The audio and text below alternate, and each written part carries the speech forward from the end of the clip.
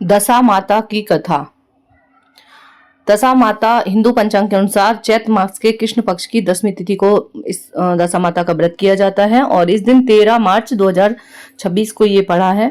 दशा माता को मां पार्वती का रूप माना जाता है। इस दिन सुहागन महिलाएं दशा माता की विधिवत पूजा करने के साथ ही 10 गांठ वाला सूत के धागे से बना माला पीपल के वृक्ष पर अर्पित करती हैं और पूजा के बाद इसे गले में पहनती हैं। इस दिन दशा माता की पूजा करने से सुख, समृद्धि, धन, संपदा और खुशहाली की प्राप्ति होती है। दशा माता की विधिवत पूजा करने के साथ ही इस व्रत की कथा को अवश्य सुनना चाहिए। दशा माता व्रत की पौराणिक कथा के अनुसार प्राचीन समय में राजा नल और रानी दमयंती थे। उनके 2 पुत्र थे। उनके राज्य में प्रजा सुखी और संपन्न थी। एक दिन की बात है, उस दिन होली दशा थी। एक ब्राह्मणी राजमहल में आई और रानी से कहा, दशा का डोरा ले लो। बीच में दासी बोली, हाँ रानी साहिबा, आज के दिन सभी सुहागिन महिलाएं दशा माता की पूजन और व्रत करती हैं तथा इस डोरे की पूजा करके गले में बांधती हैं, जिससे घर में सुख समृद्धि आती है। और अतः रानी ने ब्राह्मणी से डोरा ले लिया और विधि के अनुसार पूजा करके गले में बांध लिया। कुछ दिनों के बाद राजा नल ने दमयंती के गले में डोरा बंधा हुआ देखा तो राजा ने पूछा कि इतने सोने के गहने पहनने के बाद भी आपने यह डोरा क्यों पहना है? रानी कुछ कहती इससे पहले ही राजा ने डोरे को तोड़कर जमीन पर फेंक दिया। रानी ने उस डोरे को जमीन से उठा लिया और राजा से कहा, यह तो दशा माता का डोरा था, आपने उनका अपमान करके अच्छा नहीं किया है। जब रात्रि में राजा सो रहे थे तब दशा माता स्वप्न में बुढ़िया के रूप में आई और राजा से कहा, हे राजा, तेरी अच्छी दशा जा रही है और बुरी दशा आ रही है। तूने मेरा अपमान करके अच्छा नहीं किया है। ऐसा कहकर बुढ़िया यानी दशा माता अंतर्ध्यान हो गई। अब जैसे जैसे दिन बीते गए वैसे वैसे कुछ ही दिनों में राजा के ठाट बाट, हाथी घोड़े, लाल लश्कर, धन धान्य, सुख शांति सब कुछ नष्ट होने लगे। अब तो भूखे मरने का तक समय आ गया था। एक दिन राजा ने दमयंती से कहा, तुम अपने दोनों बच्चों को लेकर अपने मायके चली जाओ। रानी ने कहा, मैं आपको छोड़कर कहीं नहीं जाऊंगी। जिस प्रकार आप रहेंगे उसी प्रकार मैं भी आपके साथ ही रहूंगी। जब राजा ने कहा, अपने देश को छोड़कर दूसरे देश में चले, वहां जो भी काम मिल जाएगा वही काम कर लेंगे। इस प्रकार नल दमयंती अपने देश को छोड़कर चले गए। चलते चलते रास्ते में भील राजा का महल दिखाई दिया। वहां राजा ने अपने दोनों बच्चों को अमानत के तौर पर छोड़ दिया। आगे चले तो रास्ते में राजा के मित्र का गांव आया। राजा ने रानी से कहा, चलो हमारे मित्र के घर चले। मित्र के घर पहुंचने पर उनका खूब आदर सत्कार हुआ और पकवान बनाकर भोजन कराया। मित्र ने अपने शयन कक्ष में उसको सुलाया और उसी कमरे में मोर की आकृति की खूंटी पर मित्र की पत्नी का हीरो जड़ा कीमती हार टंगा था। मध्य रात्रि में रानी की नींद खुली तो उन्होंने देखा कि वह बेजान खूंटी हार को रानी की नींद खुली तो उन्होंने देखा कि वह बेजान खूंटी हार को निगल रही है। यह देखकर रानी ने तुरंत राजा को जगाकर दिखाया और दोनों ने विचार किया कि सुबह होने पर मित्र के पूछने पर क्या जवाब देंगे, अतः यहाँ से इसी समय चले जाना चाहिए। राजा रानी दोनों रात्रि को ही वहां से चले गए। सुबह होने पर मित्र की पत्नी ने खूंटी पर अपना हार देखा तो हार वहां नहीं था। तब उसने अपने पति से कहा कि तुम्हारे मित्र कैसे हैं जो मेरा हार चुराकर रात्रि में ही भाग गए हैं। मित्र ने अपनी पत्नी को समझाया कि मेरा मित्र कदापि ऐसा नहीं कर सकता है, धीरज रखो, कृपया उसे चोर मत कहो। आगे चलने पर राजा नल की बहन का गांव आया। राजा ने बहन के घर खबर पहुंचवाई कि तुम्हारे भाई भौजाई आए हुए हैं। खबर देने वाले से बहन ने पूछा कि उनके हालचाल कैसे हैं। वह बोला, दोनों अकेले हैं, पैदल ही आए हैं तथा वे दुखी हाल में हैं। इतनी बात सुनकर बहन थाली में कांदा रोटी रखकर भैया भाभी से मिलने आई।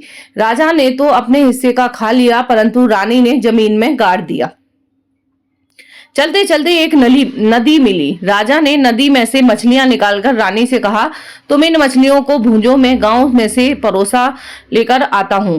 गांव का नगर सेठ सभी लोगों को भोजन करा रहा था। राजा गांव में गया और परोसा लेकर वहां से चला तो रास्ते में चील ने झपट्टा मारा तो सारा भोजन नीचे गिर गया। राजा ने सोचा कि रानी विचार करेगी कि राजा तो भोजन करके आ गया और मेरे लिए कुछ नहीं लाया। उधर रानी मछलियां भूंजने लगी तो दुर्भाग्य से सभी मछलियां जीवित होकर नदी में चली गई। रानी उदास होकर सोचने लगी, राजा पूछेंगे और सोचेंगे कि सारी मछलियां रानी ने खुद खा गई। जब राजा आए तो मन ही मन समझ गए और वहां से आगे चल दिए। चलते चलते रानी के मायके का गांव आया। राजा ने कहा, तुम अपने मायके चली जाओ। वहां दासी का कोई भी काम कर लेना, मैं इसी गांव में कहीं नौकर हो जाऊंगा। इस प्रकार रानी महल में दासी का काम करने लगी और राजा तेली के घाने पर काम करने लगे। दोनों को काम करते बहुत दिन हो गए। जब होली दशा का दिन आया तब सभी रानियों ने सिर धोकर स्नान किया। दासी ने भी स्नान किया। दासी ने रानियों का सिर गूंथा तो राजमाता ने कहा कि मैं भी तेरा सिर गूंथ दूं। ऐसा कहकर राजमाता जब दासी का सिर गूंथ ही रही थी तब उन्होंने दासी के सिर में पद्म देखा।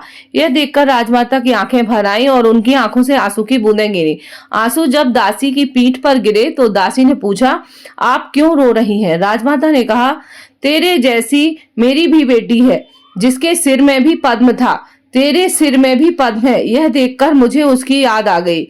तब दासी ने कहा, मैं ही आपकी बेटी हूँ। दशा माता के कोप से यह देख मैं ही आपकी बेटी हूँ और दशा माता के कोप से मेरे बुरे दिन चल रहे हैं, इसलिए यहाँ चली आई हूँ। माता ने कहा, बेटी तूने यह बात हमसे क्यों छिपाई? दासी ने कहा, माँ मैं सब कुछ बता देती तो मेरे बुरे दिन नहीं कटते। आज मैं दशा माता का व्रत करूंगी और उनसे गलती की क्षमा याचना करूंगी।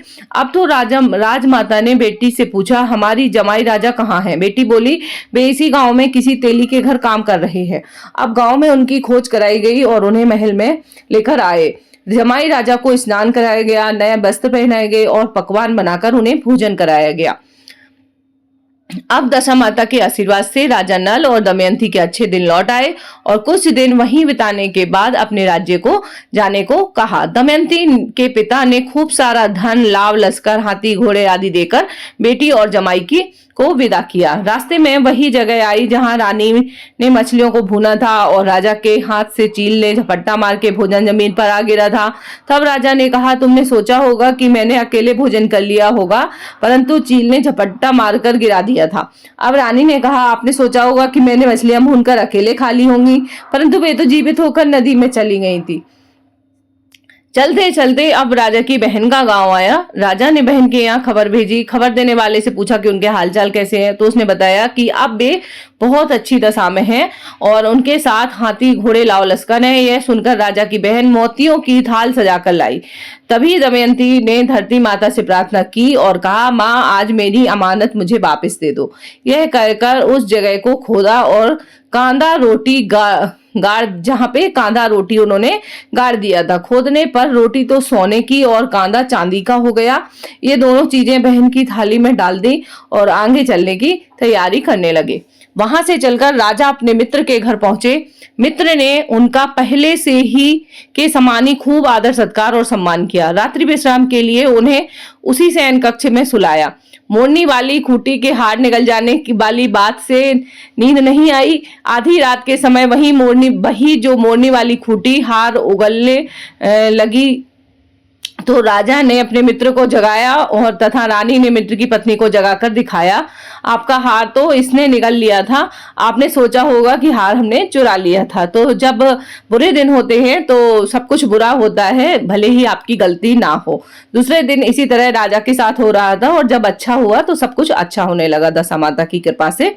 दूसरे दिन थोड़ी सी और बची है कथा। दूसरे दिन प्रातः काल नित्य कर्म से निपटकर वहां से वे चल दिए।